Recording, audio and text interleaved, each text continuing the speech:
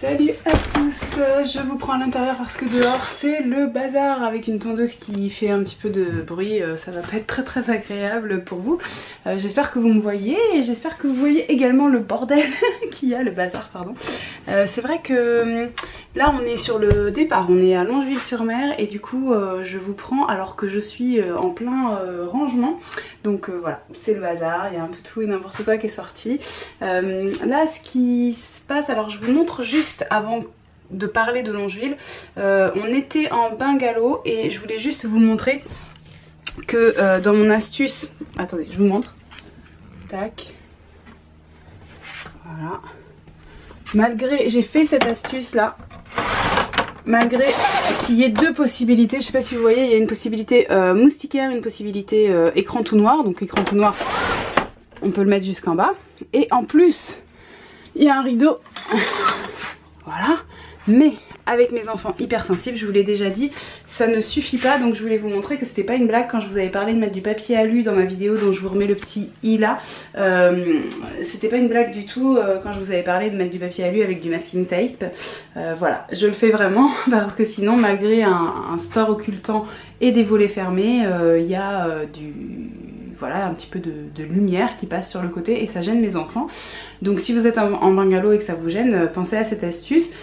J'ai aussi utilisé l'astuce de mettre une couverture entre la laise et le drap du dessous pour que les mouvements la nuit ne fassent pas frotter le plastique de la laise. Je sais pas si vous voyez ce que je veux dire, mais j'espère que oui. En gros, matelas, à l'aise, couverture, drap. Sinon, si vous avez directement à l'aise et drap et que vous bougez sur le drap, souvent vous faites un petit peu de bruit sur la laise et voilà, mes enfants ça peut les réveiller.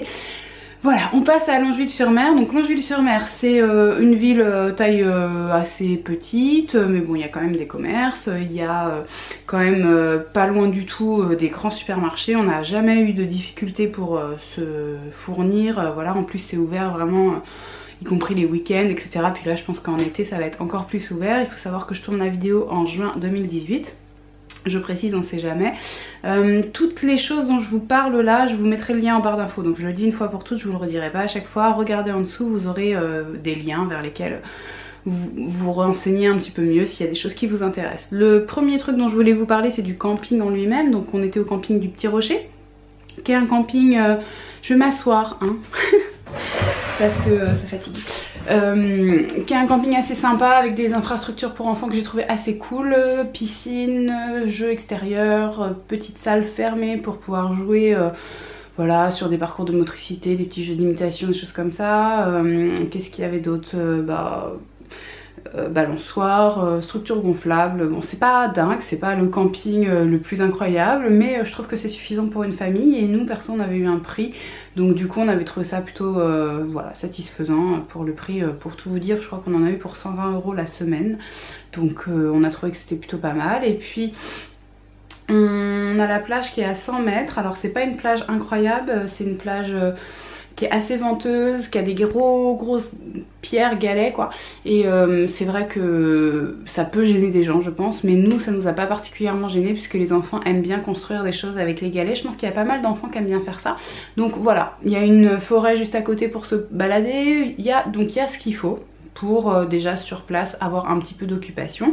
Qu'est-ce qu'il y a à faire aux alentours? Donc il y a des choses qu'on n'a pas faites que je vais vous énumérer et vous pouvez me dire votre avis dessus si vous les connaissez, si voilà, si vous avez déjà fait ces activités, que vous avez un avis dessus, bah, vous le dites juste en dessous en commentaire. Donc il y a le préhistossite du Carn qui est juste à côté. J'aurais adoré le faire mais les horaires d'ouverture nous arrangeaient pas trop. Le château des aventuriers qui a l'air sympa mais je crains que ce soit pour des enfants un petit peu plus grands, à vous de me dire si j'ai raison ou tort. Il y a aussi la folie de Finfarine qui est voilà, quelque chose en rapport avec les abeilles. A priori c'était plutôt en extérieur, donc nous comme on avait un temps assez mitigé, dès qu'on avait beau on en profitait non pas pour faire une activité mais juste pour les laisser assez libres dehors.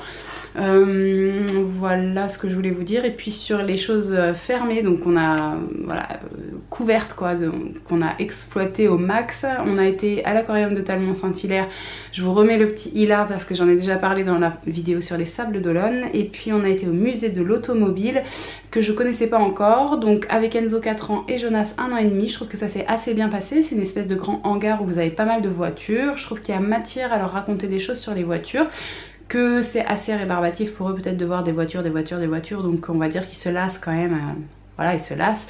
Jonas a eu une grande excitation au début, puis après c'est vraiment descendu assez vite. Enzo a réussi à tenir à peu près la moitié de la visite concentrée, sachant que c'est pas une visite guidée, donc vous la faites au rythme que vous voulez. Je pense que 3/4 d'heure, 1 heure avec des petits, c'est largement suffisant pour faire le tour. Et puis voilà, c'est si vous êtes à côté, hein, ça vaut pas forcément le détour si vous avez vraiment des kilomètres à faire. Mais nous on cherchait une activité en intérieur et il n'y en avait pas beaucoup, donc pourquoi pas. Moi j'ai trouvé ça assez sympa. Après sinon on reste sur du classique de bord de mer, d'aller à la plage, d'aller à la piscine, de faire des balades à vélo, tout simplement parce que voilà, c'est comme ça voilà, qu'on peut profiter parfois tout simplement de ces vacances, de ces jeux libres, de ces jours en plein air. Donc Longeville pour mer, pour nous ça s'achève. Je vais finir mon rangement, mais en ce qui vous concerne, eh bien je vous retrouve la semaine prochaine. Je crois que c'est la semaine prochaine où ça démarre pour la première fois sur un rythme de 1 vidéo par semaine. Bon, en tout cas, je vous retrouve la semaine prochaine le lundi, donc très bon week-end à tous et à très vite.